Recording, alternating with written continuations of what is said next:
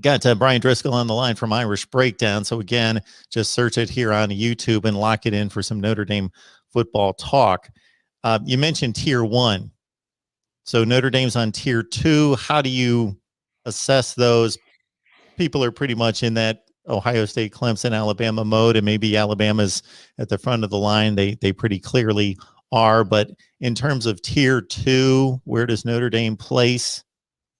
I think right now I would say they're in a battle with Oklahoma and Georgia for that next in line. I think those are the teams that I look at and I say you've got either the recruiting foundation in place, or you've got a head coach that can be successful, or you've got something going for you that if you can do A, B, and C, you can kind of kick down that door like Clemson did and get on that kind of that level of those programs. To me, being a Tier 1 team means it's not just about national championships. I think that is an ingredient to it, but it's not the only one. So LSU's not a Tier 1. Florida State's not a Tier 1.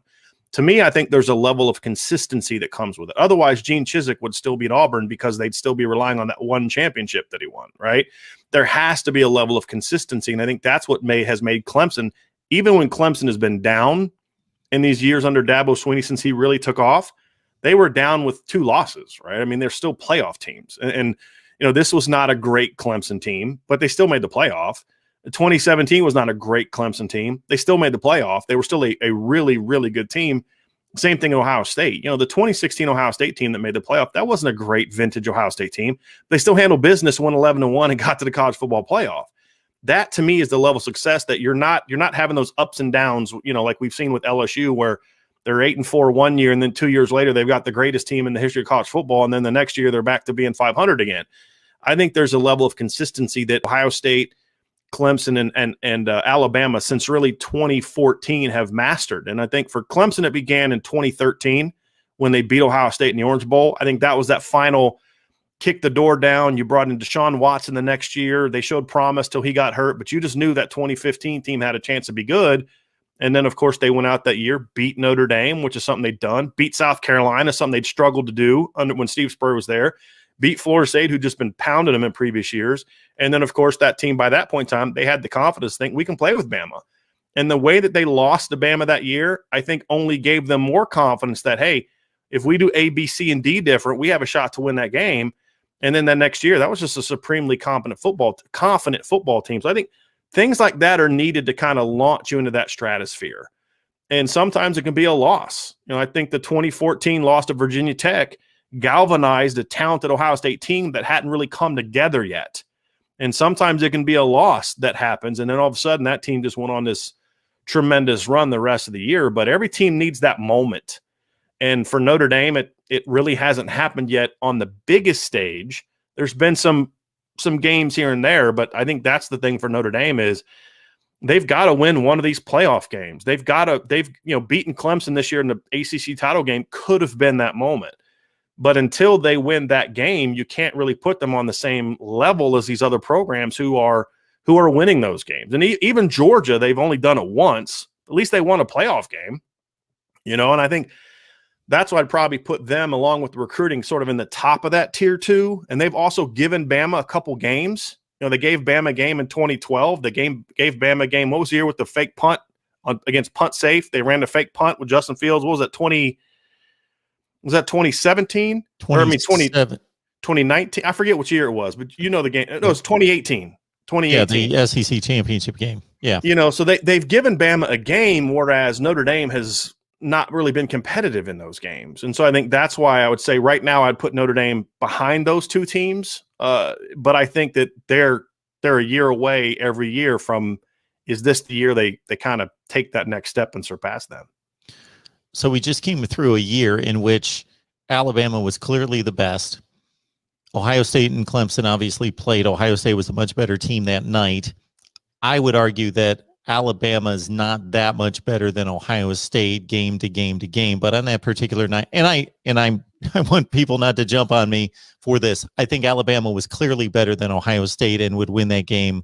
I'm not going to give it a number, but I just think that point differential would not have been what it typically would be if they played a 10-game series. Same with Ohio State and Clemson. Ohio State was clearly better that night, whipped them, most likely are the better team, but I think it's a closer game if they play 10 times. That said, when you watched Notre Dame play Alabama, again, understanding that they whipped Ohio State and Ohio State whipped Clemson, so maybe that's an unfair standard.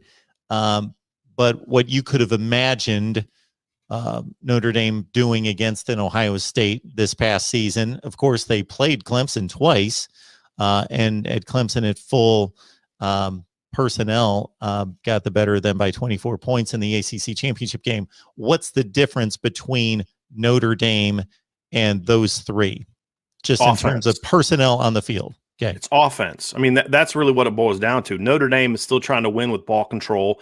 Basically, it's like this, Mark, if I can make it simple. Notre Dame got embarrassed by Alabama in 2012, and Brian Kelly has spent the next 8 years trying to be like Alabama 2012. And now they've become Alabama 2012, ball control offense, powering you with great offensive lines, defense that keeps teams from scoring. And it happens that they finally figured it out in an era where you can't win that way anymore. Even Alabama's not trying to win like Alabama 2012 anymore. And the way that Notre Dame played Alabama, a lot of Notre fans, hey, we only lost by 17. You scored a touchdown with like 2 minutes left. Okay. So it wasn't really that close. And B, it was a game where it was like Notre Dame was playing not to get blown out. And that's not competitive. That's not you trying to go out and win. And so until Notre Dame realizes, I think the teams that have won the semifinal games and I tried to figure this out as we were talking about this subject last week, teams that have won the semifinal games have averaged about 40 points a game. The teams that have won the national title games have averaged about 39.7 points per game. And the only reason it's that low is because of that two SEC teams in the title game in 2017. It was 26-20 in overtime. You have to be able to score to win these games. And Notre Dame just doesn't score. Not the way that you need to. I mean, the highest point game per total season that Notre Dame has had is, I think, 36.1, and that was last year in 2019, and they fired that offensive coordinator. They were 33 points a game this year. They beat Louisville by scoring 12 points. You're not going to win titles that way. So until Coach Kelly figures that, hey, we've got the defense in place, we've got the talent on defense, we're putting in defensive guys in the NFL every year, we've got a great young defensive coach, we've got a great young defensive coaching staff, we're recruiting at a high level on that side of the ball, we got to figure it out over here. We've got to get everything. There's been years where they've had great receiving cores. I mean, if I could put that 2015 receiving core with Will Fuller and Chris Brown and Amir Carlisle with the 2020 offensive line, or if I could take the 2015 pass game and put it with the 2017 running game. So I'm always doing these kind of things, but it's never come together in the same year. And that's the thing you say is they got to be able to figure that out if they want to be competitive. I mean, what are the big wins that Notre Dame's hanging their hat on? It's like LSU in 2017, LSU in 2014. Well, the game in 2017, LSU was still in the archaic era of ground and pound. Well, so what did LSU do after those couple of years of just not getting it done and getting embarrassed by Bama? They said, we can't do this anymore. We got to open it up. We've got to go get people that can be innovative. And then what happened? With the same players, they averaged 32 points a game with the year before. A year later, with the same players, they averaged almost 50 points a game against a schedule. I think that year they played like 9 ranked teams. They played like 5 top 10 teams that year, something absurd like that, and still almost scored 50 points a game. Same players, but they opened it up. And that's what I'm hoping that Coach Kelly does for Notre Dame is realize, hey, look, go back to who you were. When Brian Kelly built his reputation at Grand Valley State, they were scoring 50 points a game. I remember studying that. I had just gotten into college coaching at the time, and I remember studying his team saying, boy, this is innovative stuff. Spreading the field, throwing the ball down the field, but still running. They still averaged over 200 yards a game. And then at Cincinnati, I think they finished 3rd in scoring in 2009. And an up-tempo, attack down the field type of offense. And then he comes to Notre Dame, and it's like what you talked about. It's like, well, we gotta have great O-lines, and we got to run the football. We got to play great defense. We got to do it the Notre Dame way. The Notre Dame way is winning. That's what made Frank Leahy ran a completely different offense than Newt Rockne. The thing that binds them together, winning, right? Lou Holtz ran a completely different offense than Eric Parsegian. But what binded them together? Winning. And that's the key is you have to figure out how to win in this era. And to do that, you have to score and score at will. And until they get to that point, they're not going to get over that. They're going to be really good, but they're never going to be truly competitive on any sort of consistent basis with those teams.